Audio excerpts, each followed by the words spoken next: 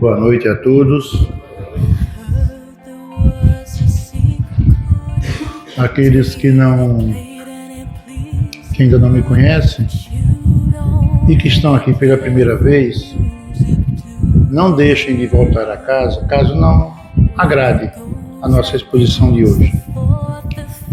Voltem porque a casa tem bons palestrantes. Estou aqui substituindo um colega que não pôde hoje comparecer. Bom, o Espiritismo é a aplicação da moral evangélica pregada pelo Cristo em toda a sua pureza. Essa assertiva foi o professor Hippolyte Léon Denisard Rivail, que veio a atender pelo epíteto de Allan Kardec por ocasião do término da codificação espírita. E ele disse isso na Revista Espírita de maio de 1861. Por que eu estou dizendo essa frase kardeciana ou kardeciana, que é a mesma coisa, estão certas as duas? Porque neste mês de abril, o mundo espírita tem duas comemorações bastante relevantes, deveras importantes.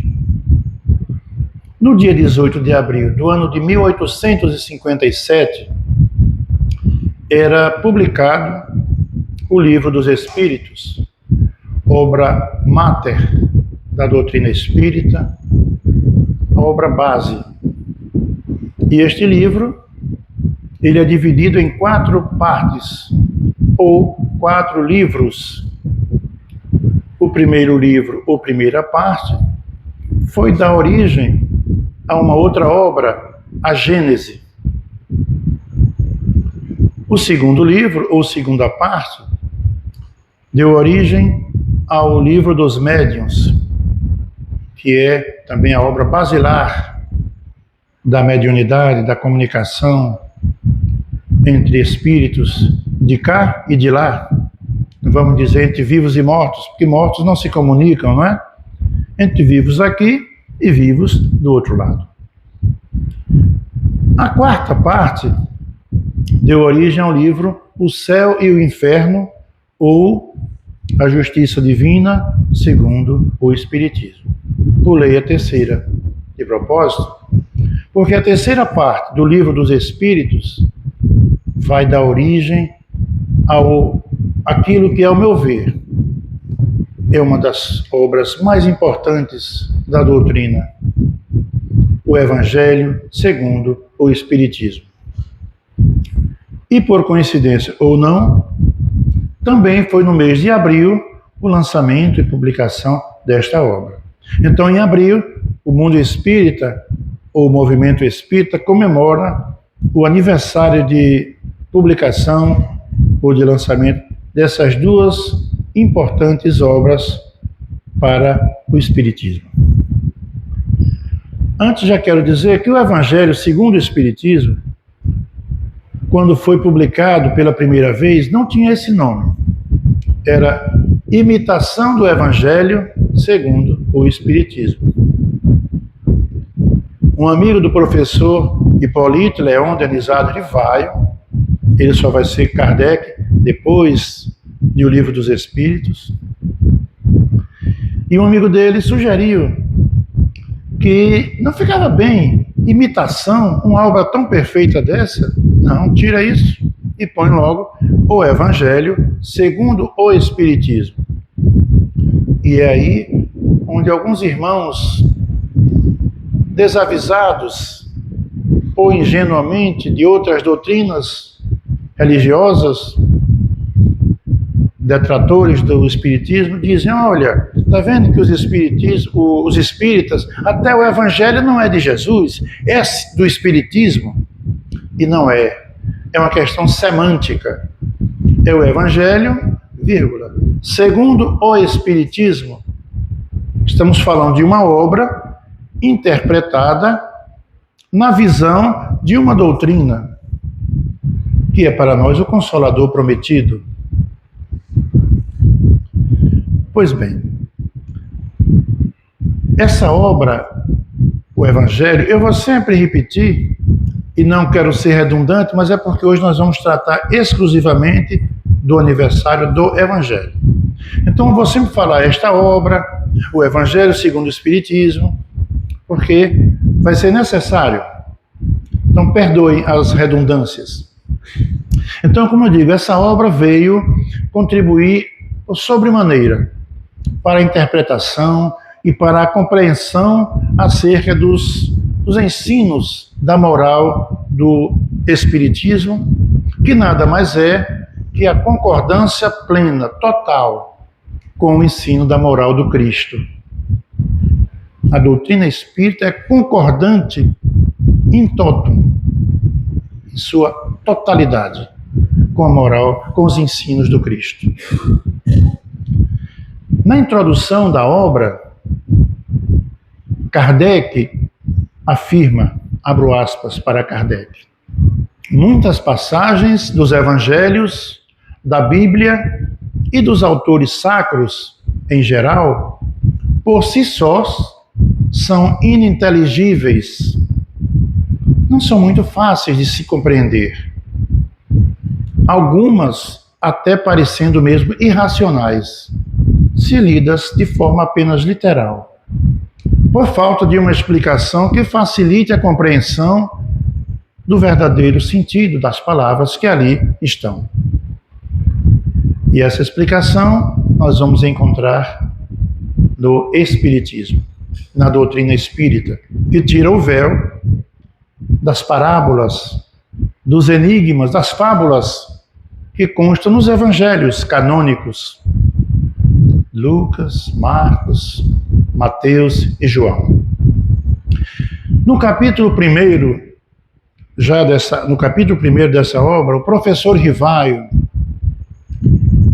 esclarece que o Espiritismo é a chave, veja o que ele diz, o Espiritismo é a chave com o auxílio da qual tudo se explica de modo fácil.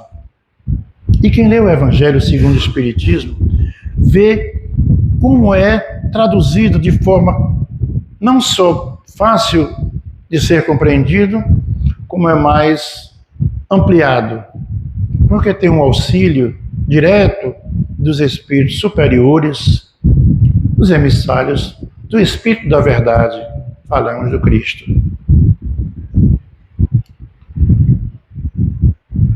Aqui nós vemos já Kardec demonstrando uma intenção de observar o Evangelho sob a ótica, sob a luz do Espiritismo. Uma intenção de compreender os ensinamentos morais que decorrem dos atos e das palavras, das falas de Jesus. Isso de acordo com os princípios da doutrina até aquele momento nascente, que era a doutrina espírita, que nascia naquela época, nos meados do século XIX, na França. E este é um ponto muito importante, porque se retirarmos dos olhos a lente espírita, pode prejudicar em muito o seu entendimento. Um jornalista, filósofo, escritor, espírita, Deolindo Amorim, ele diz que a exaltação evangélica, sem o conhecimento da doutrina, está sujeita a cair no sectarismo ou ainda no pieguismo, que em nada melhora ninguém. Esse jornalista, filósofo, escritor espírita, Deolindo, ele nasceu no início do século passado, em 1908, vindo a desencarnar em 1989. A propósito do Evangelho segundo o Espiritismo, Kardec, veja, ele assim se manifesta ainda na sua introdução, na introdução dessa obra. E ele diz: este código moral chamado Evangelho constitui para os homens uma regra de conduta que abrange todas as circunstâncias da vida, seja da vida pública, seja da vida privada. É o princípio básico de todas as relações sociais que se fundamentam na mais rigorosa justiça. É o que Kardec diz lá na introdução. É o caminho da felicidade tão esperada. É uma ponta do véu que se levanta em direção à vida futura. Isso Kardec está na introdução. Eu digo isso para que os senhores, quando a gente lê uma obra, normalmente a gente quer logo ir para os capítulos mais interessantes. Mas é de fundamental importância toda a obra. Você lê o prefácio, a introdução, porque dali você vai ter uma facilidade de compreender todo o texto seguinte. Por isso que Kardec, já na introdução, faz essas considerações. E ele diz ainda, o ensinamento moral será o tema exclusivo desta obra. O ensinamento moral será o tema exclusivo dessa obra. Por quê? Porque o Evangelho, segundo o Espiritismo, Kardec não colocou nessa obra todo o texto dos evangelhos canônicos. Os 3 evangelhos sinóticos, que são de Marcos, Lucas e Mateus, e o outro evangelho, que é o evangelho mais místico, mais misterioso, o evangelho de João, o discípulo amado. Porque nesses evangelhos, que são riquíssimos, mas eles têm dados biográficos, fala muito dos prodígios, que as pessoas preferem chamar milagres, e Kardec aproveitou, extraiu de tudo isso e colocou ali no Evangelho segundo o Espiritismo apenas aquilo que se refere aos aspectos da moral do Cristo, que é exatamente o que está na terceira parte do Livro dos Espíritos. Por quê? Porque o que adianta para nós, o que de fato contribui para o nosso adiantamento moral, espiritual, para a nossa evolução, para o nosso crescimento, é a parte moral, os ensinos morais do Cristo.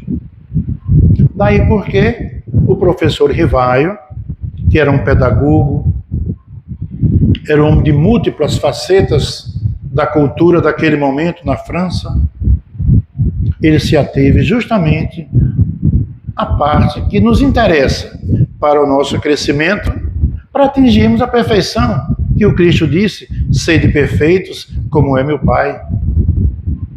E é isso que interessa.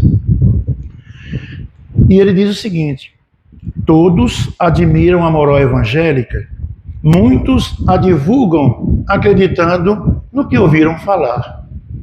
Ou ainda se apoiam em ensinamentos bíblicos que se tornaram provérbios populares. Entretanto, conclui, poucos, muito poucos, são os que conhecem de fato a moral evangélica. Quando ele diz que se tornaram provérbios populares, vejam, quem ainda não ouviu aqui essa assertiva? O amor cobre uma multidão de pecados. Acho que todos já ouviram. Essa perícope, eu gosto dessa palavra, é a mesma coisa que essa sentença, essa assertiva, ela foi dita por Simão Barjonas, Simão Pedro, o velho Cefas, já quando o apóstolo, depois do desencarne do Cristo, na sua primeira carta, Pedro escreveu 2 cartas ou 2 epístolas. E na primeira, lá no capítulo 4, no versículos 7 e 8, é que ele diz essa linda expressão. E que a gente tem como um provérbio popular. E muitos dizem, e nem sequer têm o entendimento do que quer dizer de fato essa expressão. Que não é só o amor cobre multidão de pecados.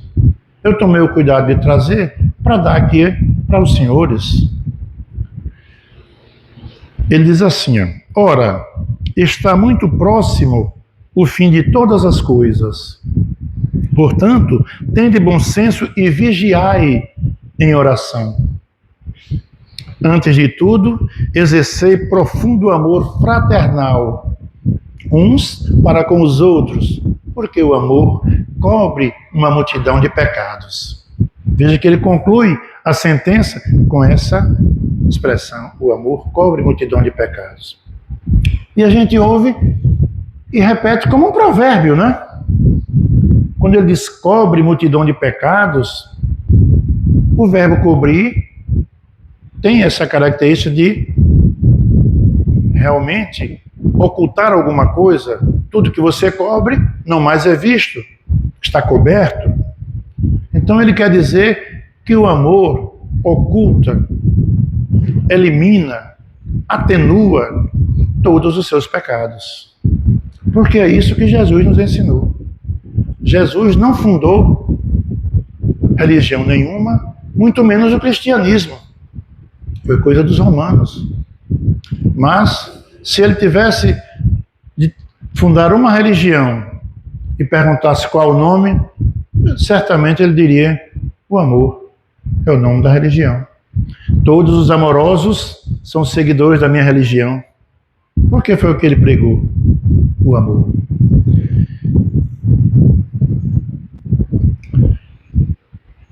Um dado interessante que eu considero bastante pertinente trazer aqui para todos. No século XIX, naquele contexto em que o Consolador prometido, entenda-se a doutrina espírita, chegava à Terra, o nosso planeta vivia um período muito desafiador. O pessoal ligado à filosofia, história, sociologia, é mais familiar a esse assunto. O existencialismo, as filosofias de Jean-Paul Sartre, Friedrich Nietzsche, Schopenhauer, trazendo a ideia de que devemos viver os prazeres da vida. Temos que ser felizes a qualquer custo. O importante é ser feliz, ainda que passando por cima da infelicidade dos outros. Ser feliz, mesmo que em detrimento da felicidade dos outros. Esse era o tema recorrente daquele tempo, do século XIX. Pois bem, o afastamento da moral do Cristo, ou da moral cristã, e a moral espírita é a moral cristã, portanto, o afastamento de uma ou da outra é a mesma coisa. Esse afastamento tem acontecido gradualmente, mas tem vindo crescente. Quando nos distanciamos dos ensinamentos da moral do Cristo e da moral espírita, que não mais é do que uma coisa e outra, é como se nós estivéssemos navegando num mar tempestuoso. A nossa embarcação está funcionando bem, os motores propulsores tudo bem, mas a bússola, que é quem nos dá o norte, ela deu fora. O GPS perdeu o sinal. E sem a orientação de uma bússola, e falo com um pouco de conhecimento de causa, que por 11 anos vivi nos mares, na marinha, sem a bússola pode funcionar tudo, a embarcação não chega ao destino, ao porto seguro. Assim somos nós, comparação análoga, quando nos afastamos dos ensinos morais do Cristo e, concomitantemente, estamos nos afastando do Criador, de suas leis. O homem tem se distanciado de Jesus e tem desdenhado mesmo é a palavra, não só cronológica, mas espiritualmente.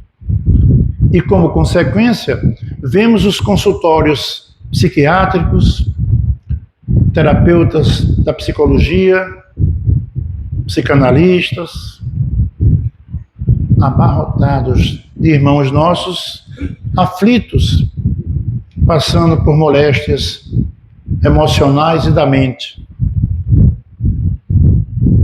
Igualmente, vemos nos templos evangélicos, nos templos católicos, nas casas espíritas, nas salas de atendimento fraterno, a fila crescente de irmãos nossos infelizes, atormentados por problemas emocionais ligados à mente e aos processos obsessivos, que aqui nós temos essa visão a mais. Sabemos que o vaso físico sofre a lesão, muitas das vezes provocada por uma ação de um espírito, não devemos dizer um espírito mau, porque ninguém é mau, ele está mal. Então, algum espírito que equivocadamente ainda se compraz em perturbar, em se divertir, em se vingar daquele hoje vítima, outrora algoz. É isso que configura o processo obsessivo. É um querendo se vingar do outro.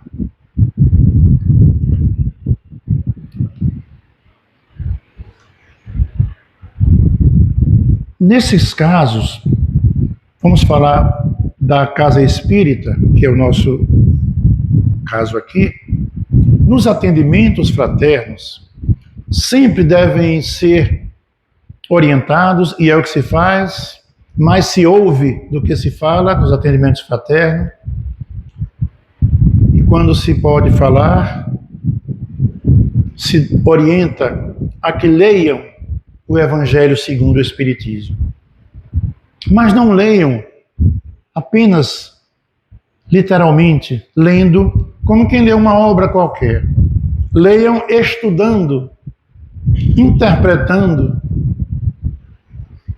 e mais que isso, procurar vivenciar, viver aquilo que está lendo e que está compreendendo. As casas espíritas têm os núcleos de estudos, então é bom se integrar também. Uma vez que foi atendido, recebeu o benefício, procure se integrar num grupo de estudo, que aí vai compreendendo mais. A instrução nos facilita a compreensão e a vontade de vivenciar aqueles ensinamentos.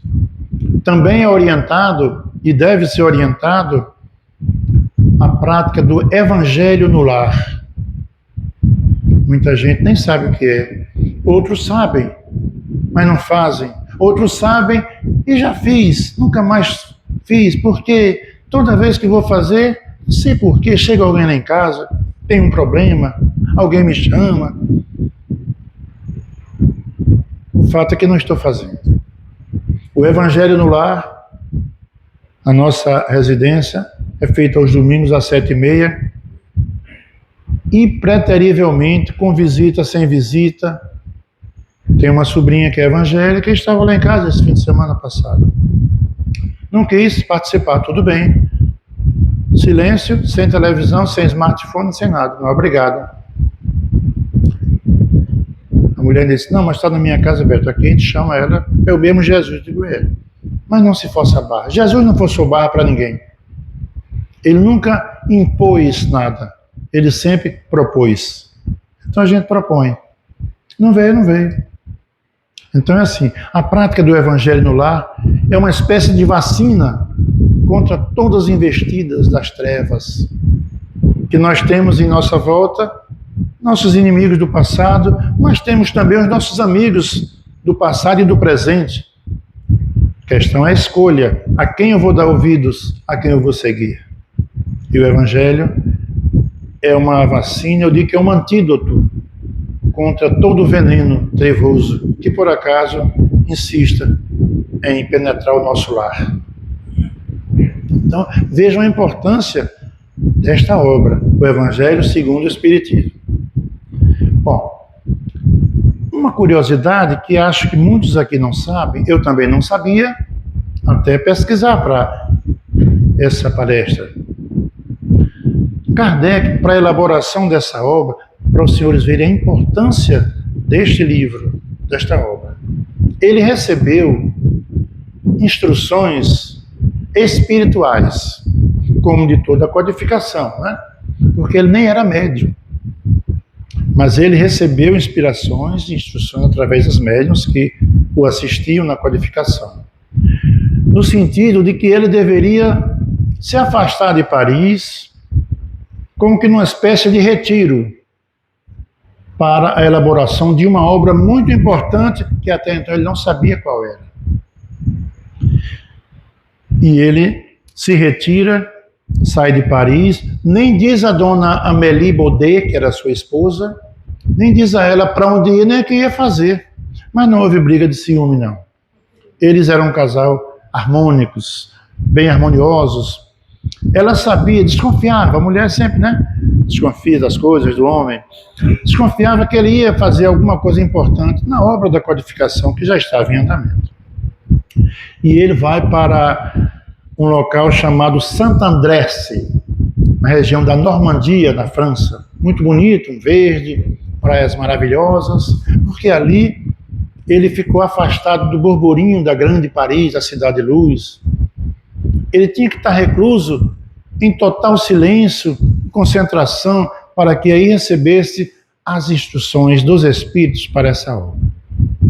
Nesse ínterim, uma extraordinária médium, que já trabalhava com ele, o procura em sua residência, e a senhora Amélie Baudet, o nome dela era Amélie Gabrielle Baudet, ela diz que não sabia onde o seu marido estava.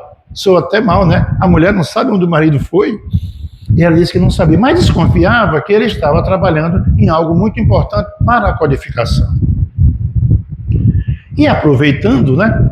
As mulheres sempre dão um jeitinho, de mulher para mulher, ela diz: a senhora não teria condições de, em concentração, em desdobramento, e dizer onde ele se encontra, porque essa médium, ela tinha todos os dons da mediunidade. Só lhe faltava o da materialização, me parece. Ela tinha visão à distância, clarividência, audiência, psicografia, enfim. E ela não se furtou em atender a dona Amélie. Concentra-se e diz: olha, vejo ele rodeado por uma multidão de espíritos luminosos, dentre os quais um se destaca pela sua luminescência. Era o Espírito da Verdade.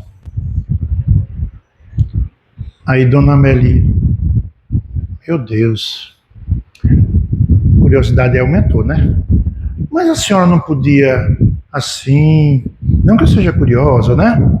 Não podia ver no que ele está trabalhando?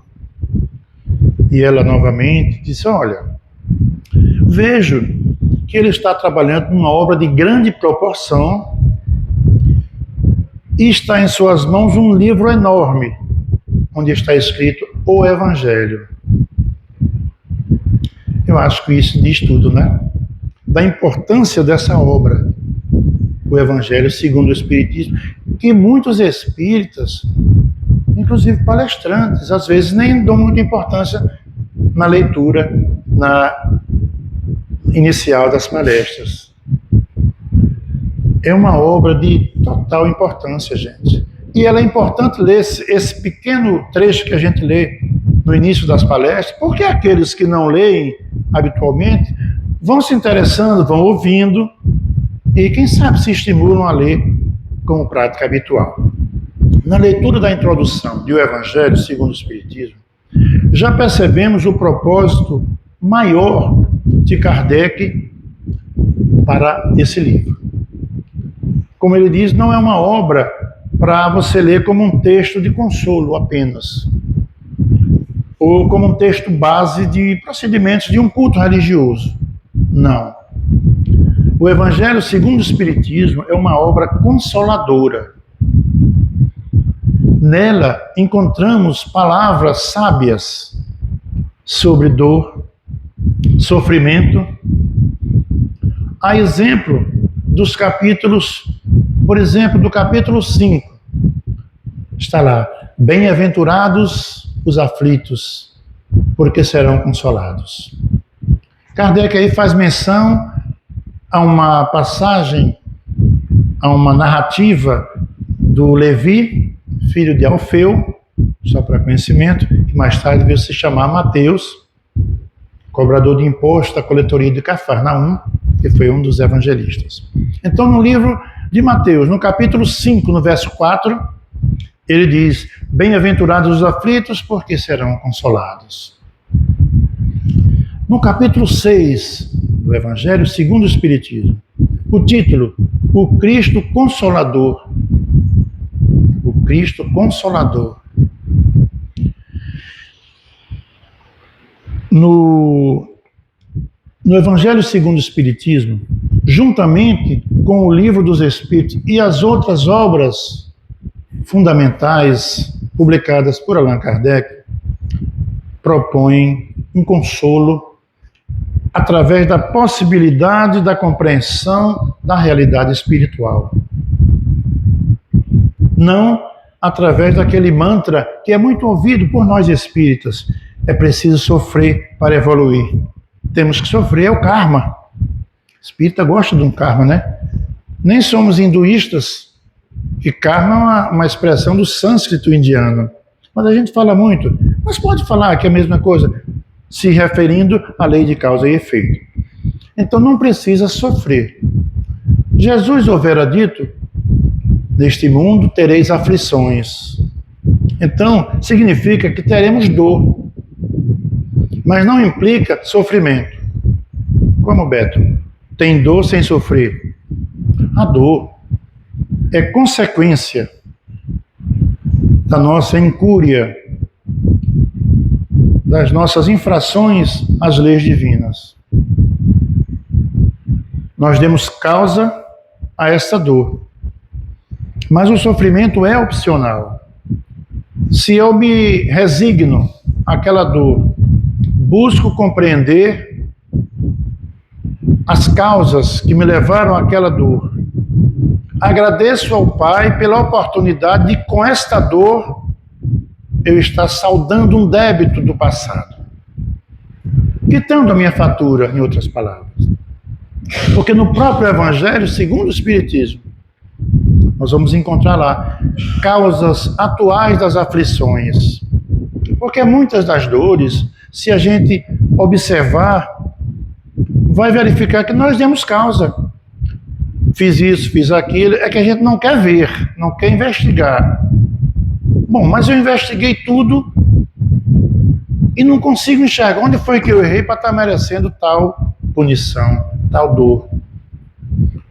Causas anteriores das aflições, também nos evangelhos. E ele vai dizer, instruções dos espíritos, eles vão dizer que se você não encontrar a causa dessa dor na atual encarnação, ela está na encarnação passada. O fato é que a lei tem que ser cumprida. É a lei de causa e efeito. Toda causa gera um efeito. Então, o que eu sofrer, o que eu tiver de dor, ou a causa está agora, ou no pretérito, no passado. O sofrimento é opcional. Se ao invés de eu me resignar, agradecer a Deus, porque agora eu estou quitando a minha fatura com aquela dor, pedindo a Ele forças para não desistir na caminhada e para suportar a prova ou a provação, terminou aqui, estou com a fatura livre, carimbo pago. Volto numa próxima sem aquela dor.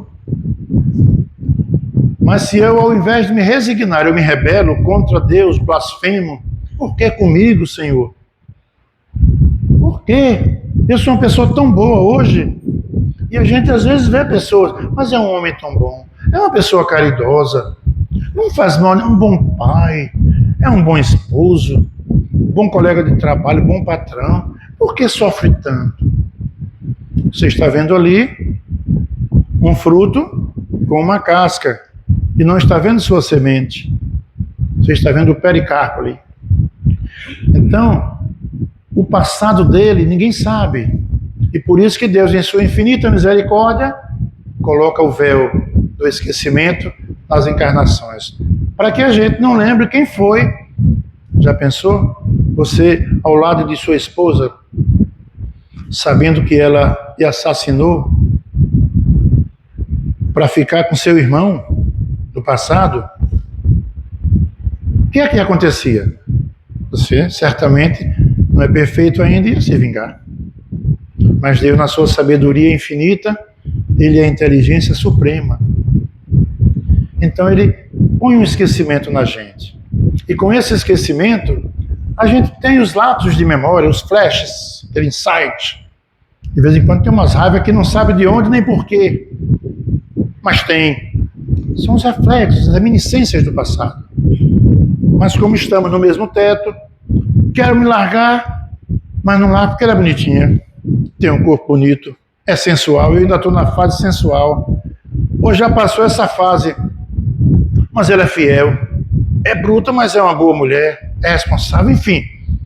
Tem qualidades que neutraliza aquilo que eu rejeito. E aí a gente vai aprendendo a amar, ou a suportar tolerância. Veja como são as coisas. Bom, ia falando dos capítulos. Veja, amai os vossos inimigos. Capítulo 12.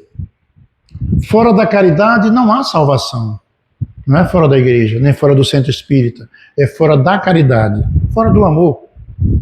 Não há salvação. Capítulo 15. Sede perfeitos, como perfeito é o meu Pai que está no céu. Capítulo 17. Buscai e achareis. Batei e abri-se-vos-á. Capítulo 25. Estes capítulos, exemplificativamente lembrados, nos propõem uma outra visão do mundo, uma outra visão da vida e dos outros, uma outra visão de nós próprios, se exemplificados, se compreendidos. Tudo isso está nesta obra na qual estamos falando e que estamos celebrando o seu 160º ano de lançamento. 160 anos. Neste mês de abril. Do capítulo 1 ao 28, que essa obra tem 28 capítulos, Kardec nos apresenta a comprovação de tudo aquilo que ele estabelece lá na introdução do livro. Leu a introdução toda, do 1 ao último, você vai ver que ele estabelece a comprovação de tudo aquilo que ele fala na introdução. A introdução desse livro é riquíssima. O ensino moral do Cristo, gente, se observado, se estudado, se compreendido à luz da doutrina espírita, nos mostra as regras de conduta, de comportamento, tanto para a vida privada, particular, como para a vida pública, no contato com os outros, dia a dia. A moral da doutrina espírita, relembrada lá na terceira parte do Livro dos Espíritos, como já disse, coincide com a moral do Cristo.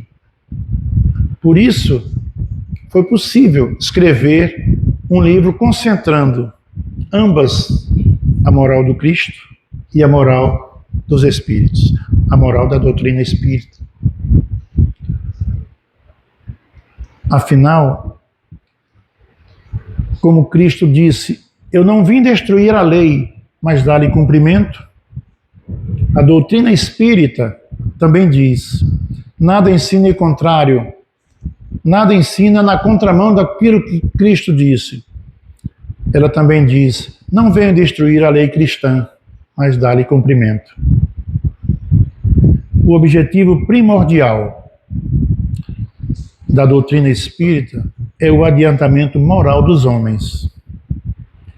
E tem, nesta obra, o Evangelho segundo o Espiritismo, a mais importante das ferramentas fundamentais para orientarmos em nossas sucessivas passagens pelo mundo corpóreo, nossas sucessivas reencarnações. Conforme eu disse antes, essa obra nos informa sobre consequências morais que extraímos da revelação espírita e, de acordo com Kardec, Dona Augusta, nela vamos encontrar o roteiro infalível para a felicidade vindoura, para a felicidade do porvir, do futuro. Se bem lembrarmos a resposta dada pelos Espíritos na questão 614 de O Livro dos Espíritos, veremos que só somos ou seremos infelizes quando nos afastamos das leis de Deus. Vejamos o que diz a questão 614.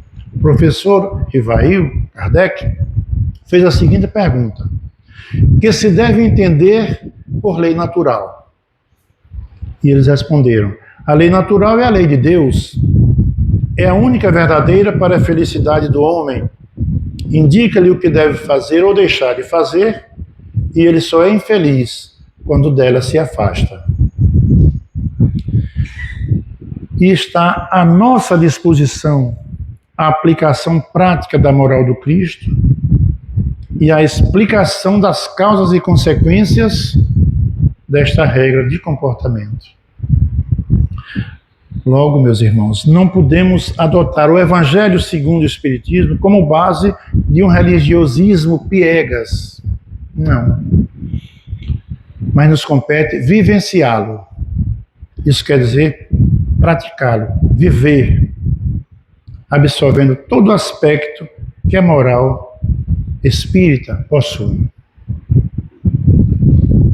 As consequências morais resultantes do conhecimento das leis de Deus, do mundo espiritual, da vida futura, da imortalidade da alma, a constante intercomunicação entre encarnados e desencarnados, merecem nossa atenção diuturnamente, todos os dias. São os bons frutos divinos que devem amadurecer em nosso interior a fim de melhorarmos o comportamento em casa, no trabalho, na rua, no centro espírita, na política, por que não? No mundo de forma geral. Não seremos perfeitos do dia para a noite, é bem verdade. Como muitos pensam, nos tornaremos melhores, menos impuros, à medida que nossos esforços apontarem na direção da mensagem transcendente da doutrina espírita, potencializando em nós as virtudes existentes em cada um de nós, e assim domando as nossas más tendências ou as nossas más inclinações, conforme consta no capítulo 17, item 4 desta obra, o Evangelho. Vamos ver o que diz o capítulo 17, item 4. Bem compreendido, sobretudo bem vivenciado, o Espiritismo leva aos resultados acima expostos, que caracterizam o verdadeiro espírita como cristão verdadeiro, pois tanto um quanto o outro são a mesma coisa. O espírita e o cristão são a mesma coisa. O Espiritismo não institui nenhuma moral nova, apenas facilita aos homens a compreensão e a prática da moral do Cristo, facultando uma fé inabalável e esclarecida aos que duvidam ou àqueles que vacilam. O espírita é como um músico que se comove com os acordes, ao passo que os outros apenas ouvem o som. Essa comparação é muito análoga com a música, é muito interessante. Quem entende de música um pouco, sabe que quando se ouve uma música, o músico põe o ouvido nos acordes, nas notas cheias, sustenidas, bemóis, no arranjo, no compasso, enquanto que quem não entende de música apenas acha bonito o ritmo, a letra, o frenesi do balanço ali e tudo bem. O músico não. Ele presta atenção em algo mais importante que compõe a música, os acordes, o arranjo e tudo mais. Veja que comparação bacana do Kardec. E ele diz: reconhece-se o verdadeiro espírita pela sua transformação moral e pelos esforços que emprega para domar suas más inclinações. Enquanto o homem comum se contenta com seu horizonte limitado, o espírita compreende alguma coisa de melhor e procura libertar-se para atingi-la, e sempre o consegue se tem uma firme e vontade determinada. Já chegando ao fim, né, dona Elia?